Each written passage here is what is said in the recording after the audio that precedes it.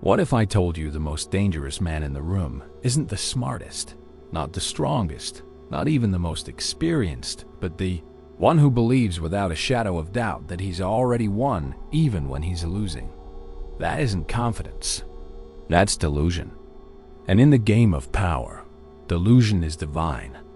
The kind that builds empires from ashes, breaks rules that pretend to be laws, spits on failure, and rewrites destiny. It isn't grounded in reality. It bends reality. Machiavelli would not have dismissed it as lunacy. He would have recognized it as a tool, a mask, a force that turns hesitation into obedience. The world does not belong to the reasonable. It never has.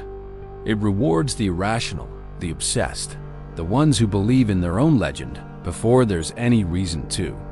The madmen, the outcasts, the fools until they win, and then suddenly they're called great.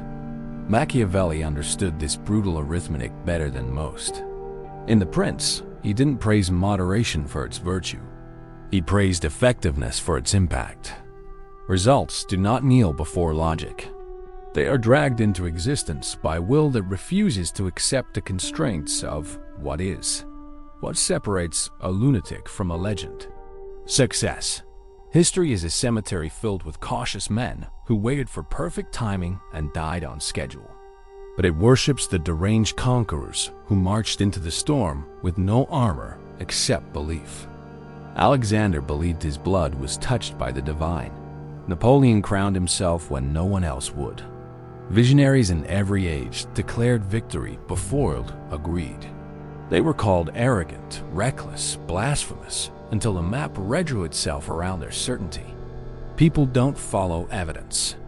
They follow inevitability. Certainty is magnetic. It overrides the senses. When someone speaks with total conviction, even if they're wrong, most people fall in line. Not because the deluded man is correct, but because almost no one is brave enough to confront a fire that bright. Look around you. The most dangerous entrepreneurs didn't wait for permission. The most charismatic leaders didn't ask what was allowed. The most feared competitors didn't care whether the odds were fair. They moved as if the crown was overdue, and the universe was simply catching up. That posture changes everything. The room, the terms, the timeline. Most people think they need validation before they move. The delusional man does not wait. He declares power. He becomes power. And here's the twist. The minute he truly believes it, others begin to believe it too. Machiavelli would call this theater, but theater that governs reality. A prince must learn to manage appearances, to fabricate the image of greatness even before greatness arrives. Because the public doesn't react to truth. It reacts to the presentation of truth. The most potent illusion is the one you cast on yourself. So laugh at the madman. Mock the one who speaks like he's already won. But when the dust settles, when the polite have hesitated and the fearful have fled, he's still standing because he didn't wait for proof. He became the proof. Your enemy expects hesitation, wants to see tremor in your voice and apology in your eyes. Enter without either. Speak as if your words are warrants. Move as if the floor was constructed for your stride. You will feel the air change. Not because reality shifted, but because you seized the authority to name reality. Machiavelli never glorified delusion as blindness. He honored it as weaponized perception. He wrote about the masks of power, about how a ruler must appear resolute even when his heart is thunder. Why? Because people don't measure the truth. They measure their fear. When you walk with unblinking certainty, you don't just change how they see you. You change how they see themselves against you. They feel smaller, unsure, off balance. They begin to doubt their own odds. That isn't charisma, that's control. Let's be clear. This is not confidence. Confidence still needs evidence. Delusional belief does not. It is self-generated fuel, a furnace that eats doubt for breakfast. It makes you attempt moves that prudent minds never consider. It widens your range, hardens your posture, sharpens your voice. Your adversary calculates your behavior based on rational limits. Then you break every limit he plotted, and the math on his side collapses. You become unpredictable, and unpredictability is a tax opponents cannot afford. Here's the Machiavellian truth. Power is not about being right, it's about being sure. Certainty intimidates, certainty commands. In a world drowning in gray, people crave black and white. So when you speak, don't offer suggestions, make declarations. Don't say, I think I can win. Say, it's already mine. Don't say, maybe. Say, I was built for this. Your goal is to dominate not through facts, but through conviction that forces the room to reorganize around your presence. Conviction spreads like contagion. One voice with iron in it can reprogram an entire crowd. Here's where most fail. They think delusion is pretending. It isn't pretending if you live it. The delusional man doesn't just talk. He trains like the war has already begun. He studies as if Judgment Day starts at dawn. He writes his name like it belongs in marble. He builds structures that match his claim. He treats his mission like religion. People notice. Many won't admit it, but they drift into your orbit, not because spreadsheets convince them, but because they fear missing the rise of someone inevitable. That's how delusion becomes gravity. So how do you build this furnace? How do you weaponize delusion without letting it burn you? Step 1. Kill permission. Most people never rise because they are waiting for applause, waiting for clearance, waiting for a sign. There is no sign. Machiavelli's prince does not collect signatures. He seizes the pen. Burn the instinct to ask, am I allowed? Act as if power is a coat you put on instead of a badge someone must pin to you. Start moving. The world revises its paperwork after the fact. Step 2. Speak like a tyrant. Your tongue is architecture. Use it to erect walls against doubt and gates that only open forward. Never say, if it works. Say, when it works. Speak in the grammar of inevitability. People are trained to spot weakness in speech, the way wolves sense blood. But they also obey voices that carry the cadence of command. Learn that cadence, then lock it in. Step 3. Move like you're untouchable. The body keeps your secrets, and it leaks them through your posture and pace. Shoulders back. Chin level. Breath slow, not because you pretend to be calm, but because you are training your nervous system to sync with your legend. Power is a rhythm. March to it long enough, and it becomes your resting heart rate. Step 4. Burn the evidence. The world will hand you statistics proving you will fail. Friends will forward you articles explaining why now is not the time. Your own mind will pull files from the archive of past mistakes. Light the match. Tell your brain, irrelevant. Tell the chart, outdated. Tell the calendar, I move on my clock. This is not denial. It's selecting the frame. You are not lying to yourself. You are choosing the story that builds you instead of the one that buries you. Step 5. Protect the myth. Doubt arrives disguised as reason. It will speak with the voice of mentors and relatives. It will warn you about reputation, about being realistic, about the cost of arrogance. Smile and safeguard the furnace. Reduce exposure to voices that make you smaller. Curate your environment like a ruler fortifies a capital. What you allow near the throne is policy, not preference. Step 6. Convert belief into ritual. The mind drifts. Rituals pin it to the mission. Create non-negotiables, daily acts that maintain your myth even on days you feel hollow. Wake, write, build, train, move, review, decide. Don't negotiate with moods. Rituals make your delusion expensive to abandon. Now, what about risk? What about the cliff edge? Delusional belief can burn your money, stain your name, isolate you from the warm comfort of safe people. It can turn bridges into ashes. But ask the right question. What does playing small cost you? Safety is the slowest death. The man who is never feared is the man the world forgets first. If you must choose between being mocked now or ignored forever, choose the laughter. It is louder than silence and easier to outlive. Machiavelli would not advise recklessness. He would advise ruthless accounting. Measure outcomes, not opinions. Be emotionally invincible, strategically flexible. Pivot when the map demands it, but never surrender the crown you wear inside. The inner carnation precedes the outer one. You do not wait to be named. You name yourself, then back the claim with terrifying consistency.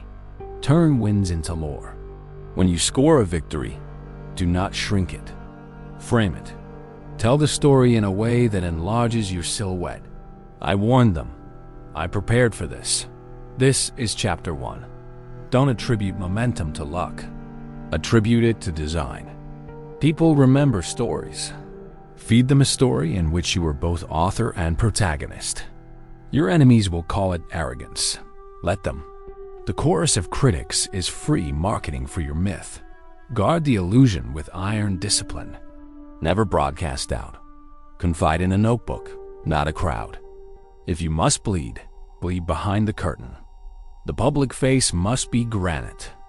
The soldier inside can cry, can rage, can break, but the statue outside does not blink. You are not faking. You are filtering. You are protecting the asset called reputation, which multiplies power merely by existing. Let others carry the story. The final stage of domination is when you no longer need to announce yourself. Your presence circulates without you. Rivals plan around you. Rooms quiet when your name is mentioned. Your silence becomes strategy. Your absence becomes pressure. The myth continues, even when you sleep. Practical? Yes. Begin simple. Cut apologies that are meant to survive you. Replace "sorry for the delay" with "thank you for your patience." Replace "I hope this is okay" with "here is what we're doing." Replace "if you want" with "here's the offer and the deadline." Small language shifts harden the spine. They teach the world how to hold you. Decide the arena you intend to dominate and declare it. Build a ledger of proof through daily execution. Publish results. Raise standards. Say no more often. Stop explaining your boundaries. Enforce them. Study power the way others study entertainment. Read rulers like manuals. Practice detachment like training. Reward loyalty. Punish betrayal with distance, not drama. Keep mystery. Scarcity multiplies value. Accessibility spends it. You will be accused of being cold. Correct. Warmth is for the inner circle you select, not the crowd that selects you. You will be accused of being manipulative. Correct. Influence is manipulation with aim. You will be accused of being delusional. Smile. The accusation is confirmation that your horizon is invisible to minds fenced in by fear. What about morality? Machiavelli does not erase ethics. He demands hierarchy. First, secure the power to act, then decide how to act. A powerless saint cannot shelter the people he loves. A powerful prince can choose restraint on Tuesday and thunder on Wednesday. Without power, all virtue is wish. With power, virtue becomes policy. You will fail. Expect it. Use it. Failure is rehearsal for authority. It is sandpaper for the signal you broadcast. When you stumble, do not explain. Stand up. Tighten your ritual. Increase your privacy. And re-enter the arena with a face that says nothing and a schedule that says everything. The public respects scars carried without apology. Your circle is the climate of your mind. Surround yourself with builders, with quiet killers, with those who respect the mission more than your moods. Fire proximity to cynics. Distance chatty skeptics. Elevate the friend who says, "Prove it," and then helps you build the proof. Loyalty is currency. Spend it carefully. Accumulate it aggressively. Money matters, not as decoration, but as leverage. Treat cash like soldiers you deploy to extend your reach. Eliminate impulsive spending that buys validation. Invest in skill, systems, and silence. The poorer you remain in attention, the richer you become in control. Attention spent is authority surrendered. Hoard it. Time is the scarcest weapon. Put it under martial law. Guard your mornings like a fortress. Schedule war blocks where the world cannot find you. Protect sleep. Death lives in the hours you donate to other people's trivialities. Reclaim them and you resurrect your future. Set impossible standards for yourself and reasonable expectations for everyone else. You carry the myth. They carry their tasks. Replace managing people's feelings with managing outcomes. Praise in public. Correct in private. Replace group therapy with clear roles, clear deadlines, clear accountability. Clarity is mercy disguised as discipline. Your brand, your name is a sovereign state. Design its flag. Decide its laws. Determine its borders. When people cross them, levy tariffs. When they trespass, escort them out quietly. When they bring tribute, reward them with access. Reputation is not a logo. It's the memory of how you enforce your standards. The greatest enemy of delusional power is a distracted mind. Starve distraction. Delete the apps that farm your attention. Block the sites that numb you. Use your phone like a secretary, not like a casino. Replace passive consumption with targeted study and ruthless creation. The world is engineered to turn you into a watcher. Break the machine by becoming a maker. Learn to sit with silence. Most people fill it because they fear it will reveal emptiness. Let silence reveal your gravity. In negotiations, silence is threat. In leadership, silence is theater. In war, silence is camouflage. Own it and the noisy will perform for you. When criticism arrives, classify it.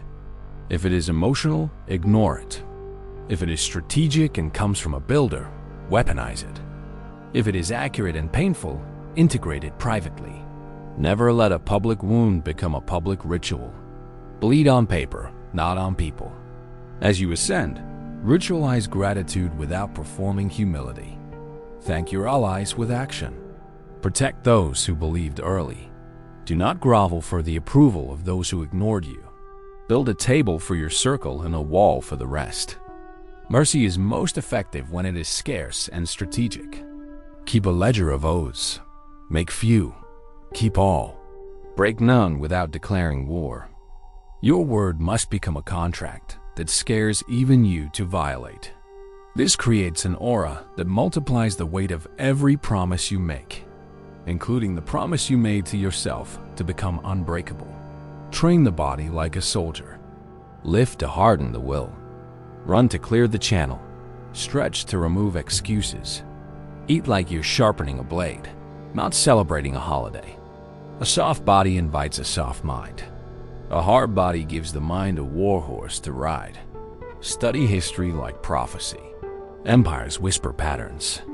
Watch how kings rose, how they fell, how conspiracies fermented in their kitchens, not their courts. Learn from their errors and steal their discipline. You are not unique. You are a character repeating an ancient story. Write a better ending. Finally, draw the line between delusion that builds and delusion that blinds. Building delusion is anchored to action, sharpened by ritual, measured by results. Blinding delusion is fantasy without discipline. One turns a nobody into a sovereign. The other turns a dreamer into a cautionary tale. Choose the first, and the world will swear you were chosen. You wanted a method to erase your weakness. Here it is. Replace permission with decision. Replace hope with ritual. Replace apology with presence. Replace logic worship with outcome worship. Replace visibility with scarcity. Replace speed with timing. Replace noise with signal. Do this for a season, and you will terrify people who used to ignore you. Do this for years, and you will become the story they tell when they warn their children about certainty walking around in human form. And if they call you delusional, good. That means they can't see the bridge you're already crossing. Keep walking. Increase the pace. Guard the myth. Enforce your standards. Speak like a verdict. Move like a sentence. Build like the future pays you royalties. One day, when the room goes quiet as you enter, you will realize something simple. The crown fits because you shaped your skull to wear it. This is the price and the prize. Burn the weakness before it burns you. Stand alone until belief recruits an army. Become the storm polite men hope will pass. And when history asks for the moment everything changed, point to the day you stopped waiting to be allowed and started ruling as if you could not be stopped. Whoever defines the frame defines the fight. Become the author of context. In conflict, name the issue. In sales, name the stakes. In leadership, name the future. Say, here's what this means. And most people will accept your definition because it relieves them of thinking. That relief is influence disguised as clarity. Use it to move crowds without raising your voice. Turn scarcity into strategy. Appear rarely. Speak briefly. Deliver decisively. The less you make yourself available, the more your presence prints value like a mint. Flood the market with yourself, and you collapse your own price. Hoard yourself, and the line forms at the gate. Power is not volume, it is voltage. High voltage melts resistance with one touch. Detachment is not apathy, it is weaponized composure. You can care deeply and still refuse to flinch. Detachment lets you dissect betrayal without theatrics, negotiate from ice, and punish without rage. People interpret calm as certainty. They assume you know something they don't. Often you do. Sometimes you only know how to breathe. Either way, the room recalibrates around your pulse. Build a second brain for strategy. Capture insights, maps, phrases that sharpen the blade. Organize them like a war library campaigns, logistics, morale, propaganda. Before decisive days, review the pages that make you ruthless and precise. Treat your notebook like a general's briefing. Enter a room already armed with language that bends outcomes. Practice selective ignorance. Not every insult requires a duel. Not every distraction deserves your glance. Let lesser battles die without burial. Your silence will be misread as superiority. Good. Let it be fuel for their rumors and your momentum. Create a scoreboard that humiliates your excuses. Track only what matters. Deep work hours, resolved results, promises kept, enemies neutralized, skills accrued, money multiplied. Review weekly. Raise the floor, not the ceiling. When the minimum is terrifyingly high, weakness has nowhere to live. When you must be visible, over-index on optics. Stand like you own the weather. Sit like you decide the agenda. Arrive a little late so the room learns to anticipate. Leave a little early so the room learns to miss. Dress like a verdict, speak like a headline, exit like a closing bell. Symbolism is not vanity. It is governance through image. Never negotiate against yourself. Open strong. Hold the line. If they walk, let the door teach them gravity. Paradox. The more prepared you are to walk away, the more likely they are to walk toward you. Scarcity again. Authority again. The physics of power never change. Audit your vocabulary quarterly. Delete words that soften the signal. Just, kinda, maybe, hopefully. Replace with decide, deliver, confirm, proceed. Language sculpts identity. Identity sculpts behavior. Behavior sculpts destiny. Edit accordingly. Build a sanctuary from which your myth broadcasts. A room, a ritual, a time of day where nothing penetrates. Fill it with tools that speed execution and walls that slow the world. Return there daily like a monarch to his war room. From that high ground, the valley looks obedient. Here are 7 decrees to post above the desk. I will be scarce by design. My presence is a privilege I grant, not a right they own. I will answer slow and act fast. Thinking is the delay. Execution is the message.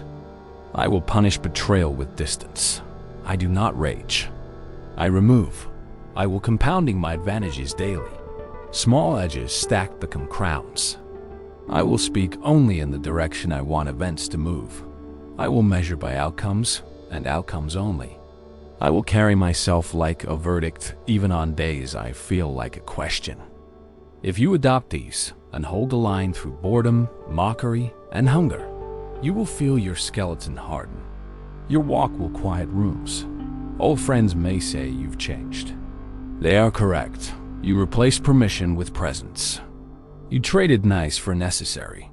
You killed the weakness that kept you lovable to strangers and forgettable to history. Remember, you are not building a mask to hide behind. You are building a mirror that the world must look into. At first, they will hate what it reflects because it exposes their hesitation. Then they will imitate it. Then they will explain to others that they always knew. Let them rewrite their memories. You keep rewriting your future. This is how myths are made in an age of metrics. Not by waiting to be measured, but by becoming immeasurable. You do not chase certainty. You broadcast it. You do not ask if you're ready. You declare that you are inevitable, and then you catch up to your own declaration with savage work. Stand up. Set your jaw. Lower your voice. Shorten your sentences. Pick the arena. Schedule the rituals. Close the doors. Send the signal. Repeat until the world surrenders or you do. And you won't. If this message found you when you were small, shrink no more. If it found you when you were tired, rest no more. If it found you when you were scared, fear no more. Your weakness is not a ghost that haunts you. It is a habit you can starve. Today you begin the famine. And one day, when a cautious man asks how you did it, you will answer with the simplicity that infuriates cowards. I decided.